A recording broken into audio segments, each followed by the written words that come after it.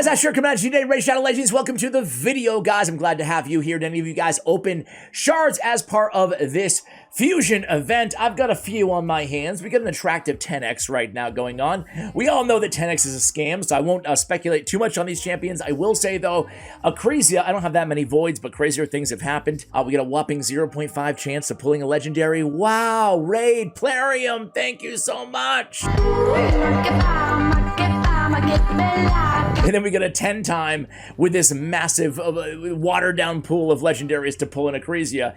But I will say that Walking Tomb Drang on my Fusion tier list video a few days ago, not many of you guys watched it. Apparently you're all Fusion tier listed out, but I did rank Walking Tomb Drang as an S tier Fusion.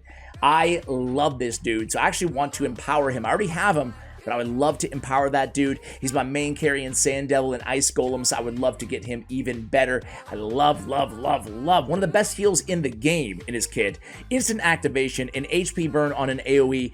No accuracy required either for the instant activation or for the the placement of the burn. That is amazing. Anyway, we have a fusion going on right now as well for EMIC. What do we even get from this summoning event or whatever? It better be a free...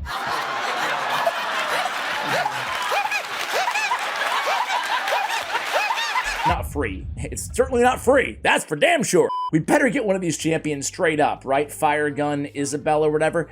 It better not be shards, man. Let me see this real quick here.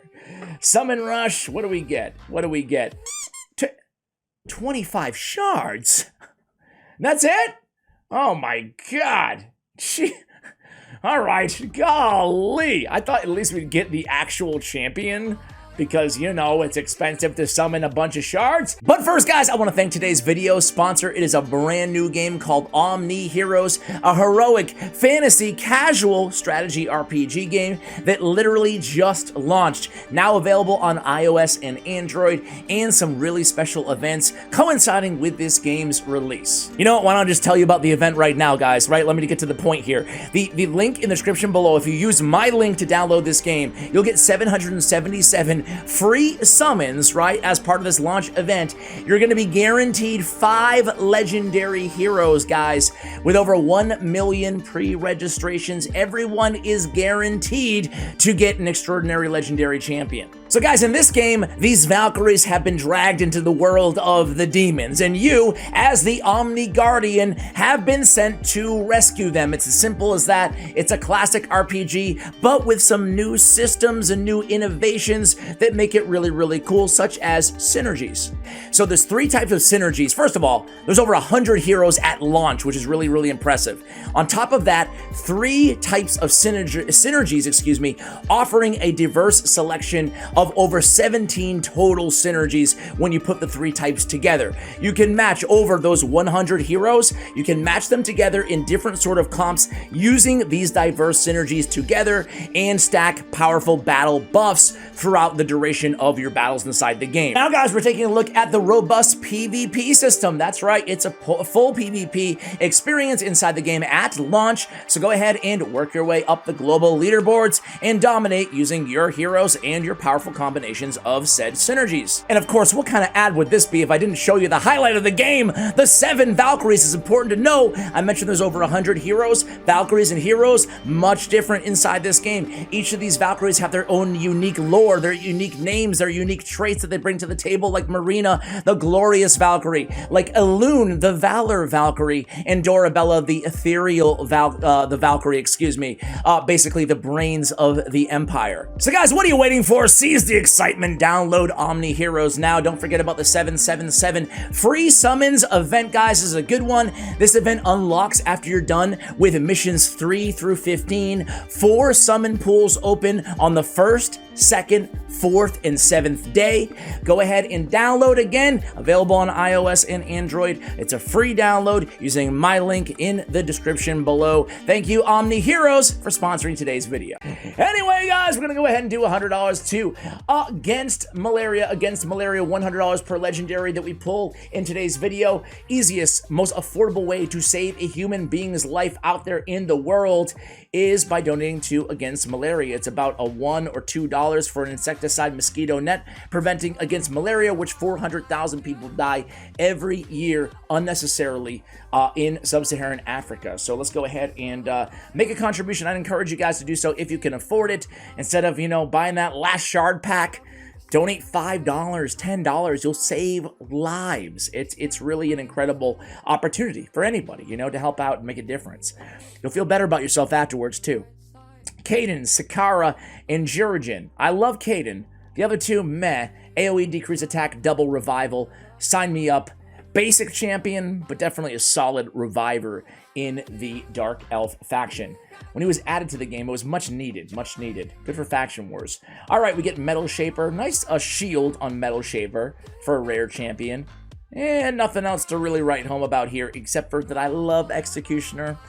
Executioner is one of those champions. You ever do this with a champ, like an old school legacy champion? It's always been in the game, but then you max them after like years of having them, and you're like, wow, that was a pretty dang good champion. That happened to me with Judge and Executioner. And while we're at it, it's raining rares on us, ladies and gentlemen. What an exciting video so far. Go, go, go, go, go, go, go, go, go! Odishai is actually a really good champion, too. He's an AoE, defense-based 3-turn cooldown with a shield on himself. Doesn't sound that great, but actually has a really solid multiplier, especially for a rare champion for a defense base. And then he has block debuffs and increased defense, albeit the small version on a 3-turn cooldown. Great for faction wars, and not too bad for progression either, especially if you're lacking another increased defense champion. All right, here we go, here we go, here we go. Give me something good. Let's start rating some Legos early on in the video, huh? I said this before, I hate to be a hater, but Castigator was a massive disappointment for me. He was the opposite of a Judge or an Executioner for me. I've always been eyeballing him, and then I maxed him, and I'm like, dude, this guy really sucks. No offense. I know that some of you guys really love this dude. I don't get it. And here's the issue with him. Holy Equity. Heals the ally lowest HP by 20% of this champion's max HP. Okay, all right, heal, right? Then equalize the HP levels of all allies, but there's something missing here. Equalize the HP levels of all allies and grants an extra turn. Okay, but let's go to any other champion that has that ability, okay? Really quickly here. Sorry for the digression. We love Ugo, obviously. Come on, Raid. Speed it up. Speed it up. Come on. Don't have all day. But every other champion, let's just go to my fave, Walking Tomb Dragon. We just talked about him, right? HP levels of all allies will be brought up to the ally with the highest HP, right? With the highest HP. Let's just stay there. Sinesha has one too, right? Equalize the HP of all levels. HP levels of allies will be brought up to the highest HP. There's no highest in Castigator. It's just barely nothing. And that's it, and that's all he does. What do I have to do to make people f***ing listen to me? He has a provoke on the A1, but that's it. It's kind of like a buyer beware. Hey, if you like that kind of kit, if you're looking for equalization that might do nothing, then hey, Maxim, awesome, go for it. But I have to tell you guys, big disappointment for me, for yours truly.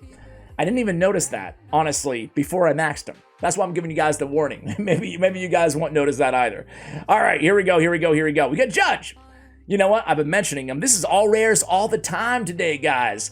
Judge has an AoE ×2 with fill turn meter on a 3-turn cooldown. Doesn't need to be booked. It's awesome, right? Blade Dance. And then with each hit, he has a chance of placing decreased accuracy, speed, attack, or decreased defense, right? That's really dang cool. All big versions when he's ascended. That's a really, really good rare champion, man. I know I'm talking about like a 4-year-old champion in the game, but man, I really like Judge. What a cool champ. All right, maybe I'll do a guide on him on the channel. If you guys would like to see that, let me know in the comments below. All right, here we go. Let me make myself a little bit smaller here. I'm hogging the screen. Another champion that I just maxed out. My Celiac Priest Ornn. I actually really like this dude too. He has an instant activation. He has an AoE poison, 2 poisons, and poison sensitivity. Really cool champ. HP base, easy to keep alive. I like him. All right, guys, let me make some room. So far, no Legos. Be right back.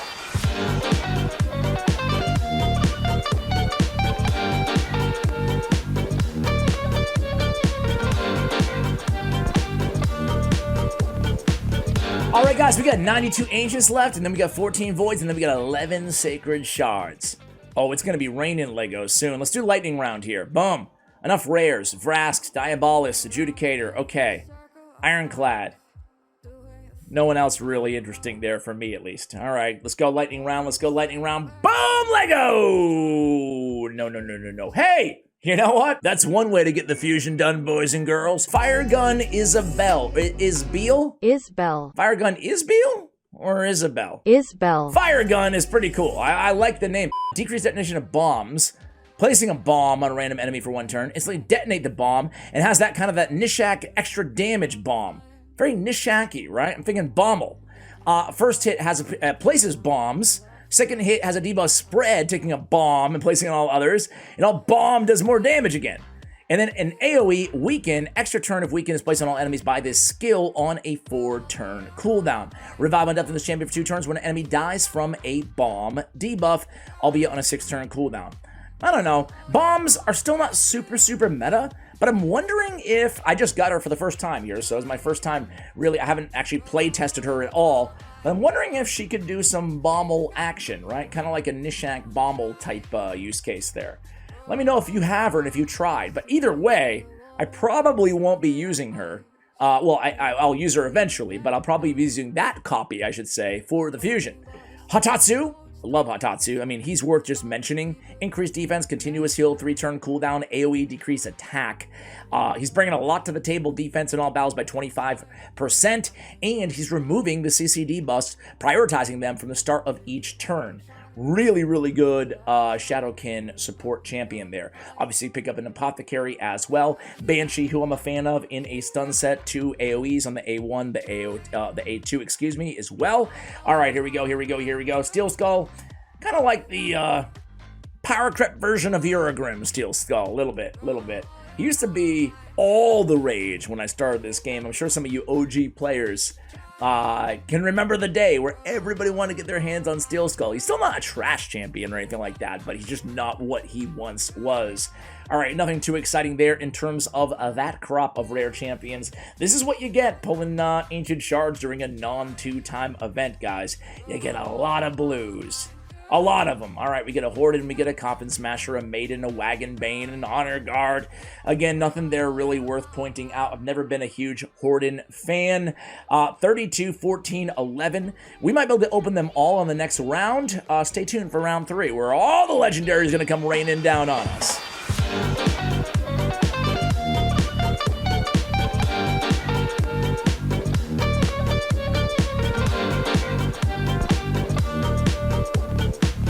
All right, guys, here we go. I'm wearing the Hakuna Matata shirt for good luck today. What's your favorite Disney movie? Mine, I think Disney movies, I think it's all about like what you watched growing up, right? Isn't it? Kinda. Mine is Beauty and the Beast. I'm a big fan. All right, Tashad is actually now a reviver, in case you guys missed the buff/rework. 3-turn cooldown. Worth noting, a 3-turn cooldown reviver, but still fairly niche, kind of a mitigated use case on her. I would say mostly just faction wars. All right, here we go. Boom, boom, boom. Oh my God, Seeker. Okay, we love you, Seeker, but you're not exactly what we're looking for there. Judge, yeah, we love you, but we've had enough, man. Let's get to the legendaries. Come on, Plarium. Mercy, there it is. Boom, Mighty Uko, the big boy himself. Obviously, I have Mighty Uko already, so, you know, he's a dupe, but I'm definitely going to empower. You know what? I don't know. He's a champion that you could definitely make the case. You just build 2, so I could use 1 in Hydra, and I could use the other one in stun set for the arena. 1 in Relentless for Hydra.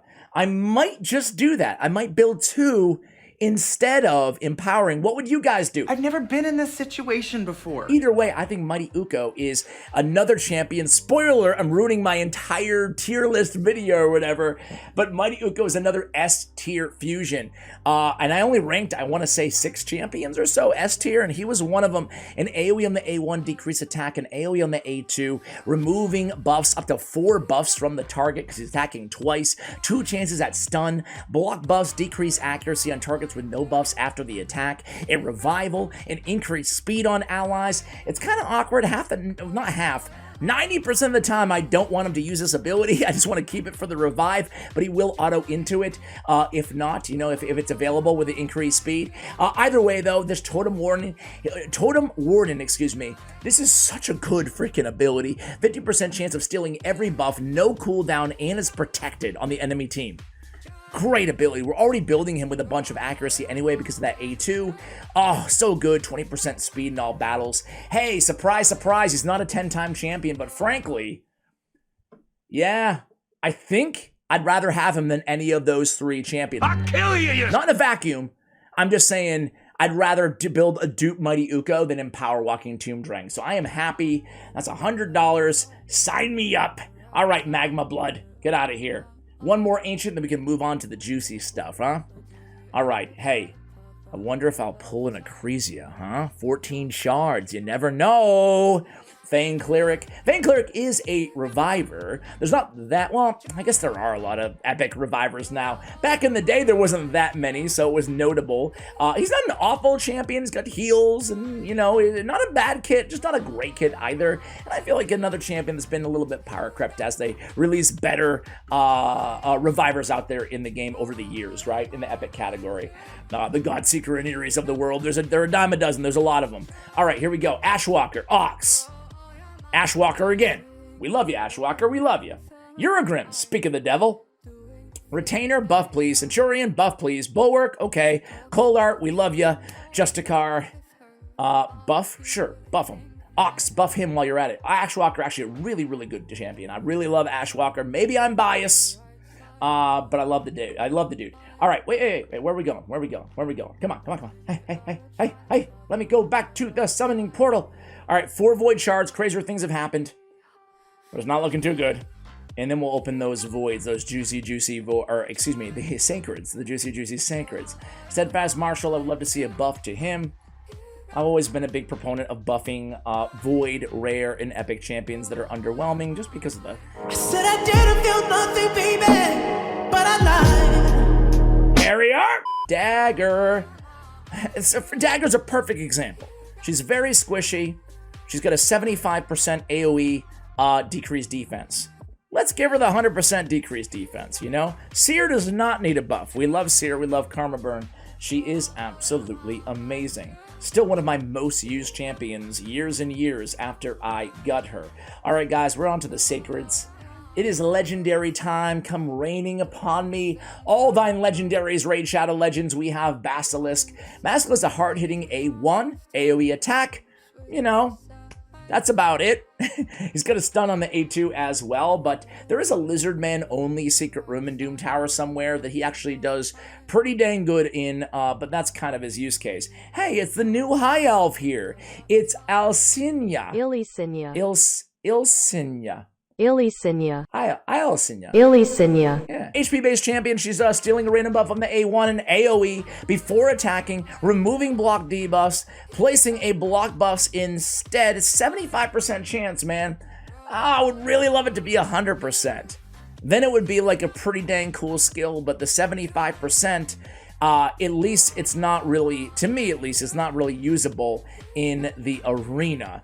I want 100% if I'm going to justify, a champion like this. A shield on all allies, 20% of her HP, a strengthen. This is on a 4-turn. I want it on a 3-turn, man. If it's going to be the weak version of strengthen, I really like it on a 3-turn, like a Feralis Grave Dirt, the Knight's Revenant epic champion. Heals champion 30% of the mass HP whenever a shield buff placed by the Shield of Avaria skill on the expires. Doesn't excite me. Doesn't excite me at all. It's not like the worst champion in the game, but certainly not the best. Okay. Another epic. Surprise, surprise. We have Ambassador Lethlin. He is a taunt champ. He's kind of a cool champion, honestly. He has bad scores. People don't like him. Where's the reviews on him? Yeah, they hate this dude. He's got a decreased crit rate on the A1. Okay, not bad, but it is an AoE attack, okay? So already, you can put him in a stun set. He's got some utility, right? He's got a taunt on a target ally for 2 turns. Listen, I don't know what use case he's going to have. I'm going to be real with you. I don't know where I'd play him, but he's the only champion that can taunt on other allies. I'll tell you what, I have a sneaky suspicion that there's going to be some content at some point in the future where this champion is going to shine in. placing a taunt on somebody else, right? Decrease the duration of 2 random buffs on all allies. Debuffs, excuse me. Then heals all allies 5% of max HP. For not a good ability there. Not a really weak heal. Interesting. Yeah, the A3 is underwhelming. That A2 is interesting in the future, maybe. And the A1 and AoE is not too bad. All right, here is Pestilus. Not that great of a champion. I had YST on the channel, or I was on YST's YouTube channel talking about champions we regret. He built Pestilus, and he hated him. So there you go. We have Wood Painted, arguably the best epic healer in the game, right? Alongside maybe Vogoth. I don't think anybody, really. I mean, I guess there's a conversation in the few champions. It's stupid to compare her to say the best, but one of the best healers, just raw healing numbers in the games out there with like Skytouch Shaman and Operative Clanfather, Wither the Crowned, Marichka. If you want to see big heal numbers, look at those champions, Woad Painted included. Jiskar the Skyled, really like this champion. AoE, 75% provoke, 3-turn cooldown, increase attack, increase defense, 3-turn cooldown. It's he and Mithrala who have the big version 3-turn cooldown, I think, in the game. Fills turn meter whenever they're attacked by an enemy under a provoke or increase attack buff. Not a bad champion at all for progression in the game. Out of the Bannerlords faction. Here we go, guys. Man, oh man, oh man. Where's my mercy? Where's my mercy? Where's my Lego? There it's not. There it's not. Rain Beast. Ugh. Rain Beast used to be the GOAT. Now he needs to be buffed desperately, I feel like. All right, here, right, all right, after his buff. Okay, here we go. It's all about humanity. Oh, Marinix! Some of you guys are gonna love her, but you know what? On that same dang video that I just talked about, she was one of my regrets. It's all about humanity. Coming back to haunt me. First of all, I think she looks super cool. Love the aesthetics on this champion. The problem is, guys, and I'm sure, listen, she can deal some damage. She's placing a Hex. She's placing a decreased defense, 3-turn cooldown, another AoE on a 4-turn cooldown, ignoring unkillable and shield if they're under Hex, and then resets the cooldown of the A3 ability whenever a champion kills an enemy under a Hex, okay? So, not a bad kit, can deal some damage, but I was shocked and chagrined. I said this in the video too, and actually a few people in the comments agree with me, had the same experience that I did, that I was still getting more damage, the same debuffs out of Thylesia, who's an epic Knight Revenant champion, you know? Both Force Affinity too. Yeah, I was a little bit underwhelmed. I was a lot underwhelmed.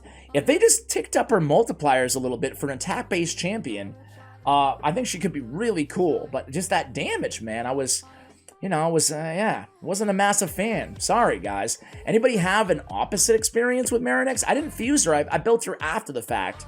And I wanted so badly to like that champion. I just didn't, unfortunately. All right, Jingle Hunter. Jingle Hunter. He's got the AoE. Decrease the turn meter by 20% if the attack is critical. Fills the turn meter by 10% if the attack is critical. Not a bad little ability. I forgot what he did on Cold Snap. Not a bad ability.